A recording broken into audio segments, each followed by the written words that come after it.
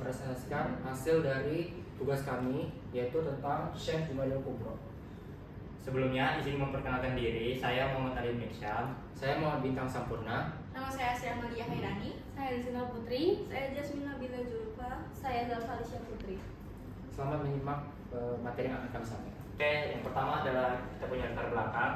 Syekh Jumadil Kubro adalah ulama besar dan sesepuh yang sangat penting dalam sejarah perkembangan Islam di Nusantara. Tiba di Jawa pada abad ke-14 Masehi, jauh sebelum era Wali Songo, yang lebih populer. Dikenal sebagai Bapak Wali Songo karena merupakan ayah dari tokoh kunci seperti Sunan Ampel dan Sunan Giri. Kehadirannya menandai dimulainya Islamisasi sistematis di wilayah Kerajaan Majapahit. Beliau berdakwah dengan metode yang bijaksana dan penuh toleransi, menggunakan pendekatan kultural dan perdagangan alih-alih konfrontasi, sehingga menjadi model bagi dai generasi berikutnya, dan kisahnya tercatat dalam berbagai literatur sejarah kuno. Berikut adalah biografi Syekh Jumadil Kubro yang memiliki nama asli Said Jamaluddin Husain atau Husain Jumadil Akbar, adalah seorang tokoh penting dalam silsilah penyebaran Islam di Nusantara. Lahir di sekitar tahun 1270 Masehi atau 1310 Masehi di Samarkand, Uzbekistan, atau menurut sumber lain di Malabar, India, dan merupakan keturunan ke-10 dari Imam Husain, cucu Nabi Muhammad SAW. Ayah beliau adalah Ahmad Syah Jalaluddin, bangsawan dari India, dan garis keturunannya juga tersambung melalui kakek buyutnya, Muhammad Sohib Mirbat dari Hadramaut, Yaman, yang merupakan keturunan Imam Ja'far Shadiq. Nama Jumadil Kubro diyakini terkait dengan tarikat Sufi Kubrawi, khususnya di jalur Ali Hamdani Syafi Kubrawi yang dianggap sebagai jalur utama penyebaran Islam di Jawa dan memengaruhi ajaran Wali Songo. Sementara gelar Mahdun yang disandangnya menjadi ciri khas para ulama penyebaran Islam dari Asia Tengah. Selanjutnya ada perjalanan pendidikan.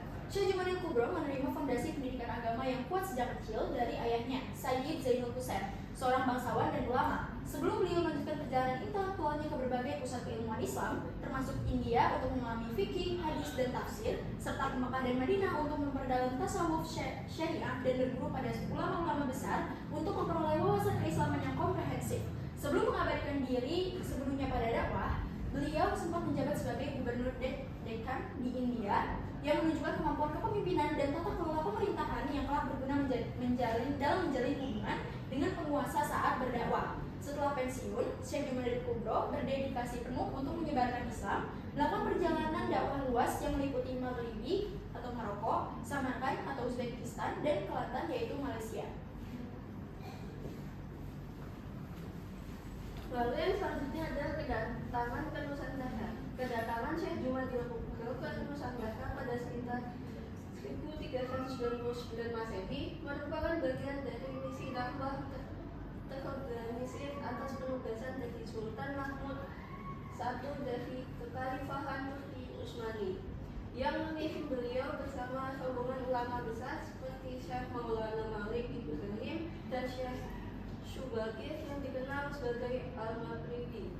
Rombongan ini pertama kali singgah di Pasai Aceh, di mana putra beliau Ibrahim Asmosopodi, ayah dari Sunan Ampel, memilih untuk menetap dan berdakwah. Setelah itu, Syekh Jumadil Kubro melanjutkan perjalanan ke Pulau Jawa, mendarat di Semarang, dan kemudian menuju pusat kerajaan Majapahit di Trowulan, di mana beliau diterima oleh Prabu Wikramadana, namun memilih untuk menyebarkan Islam secara bertahap di wilayah-wilayah Jawa karena kuatnya pengaruh Hindu Buddha.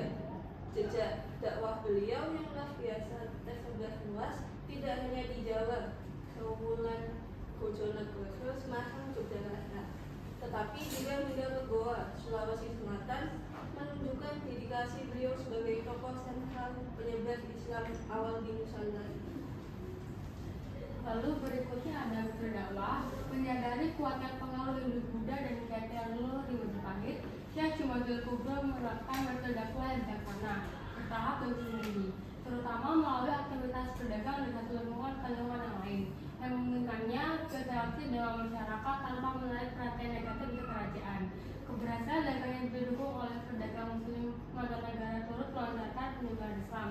Beliau juga melakukan pendekatan strategis kepada kalangan elit dan bangsawan dengan tutur kata yang santun, menjalin hubungan baik dengan pejabat kerajaan, seperti Tumenggung Sakim Singomoyo yang telah masuk ke sementara rahasia, dan juga dengan Dewi Dwarawati, Permaisuri Prabu Dias Kertawijaya yang membuka ruang diskusi keagamaan. Pendekatan pengenalan pasti ini membuat beliau disegani, bahkan dimakamkan di antara para pejabat kerajaan Majapahit, menunjukkan pengaruhnya yang besar dalam memberikan pencerahan di tengah kekacauan kerajaan.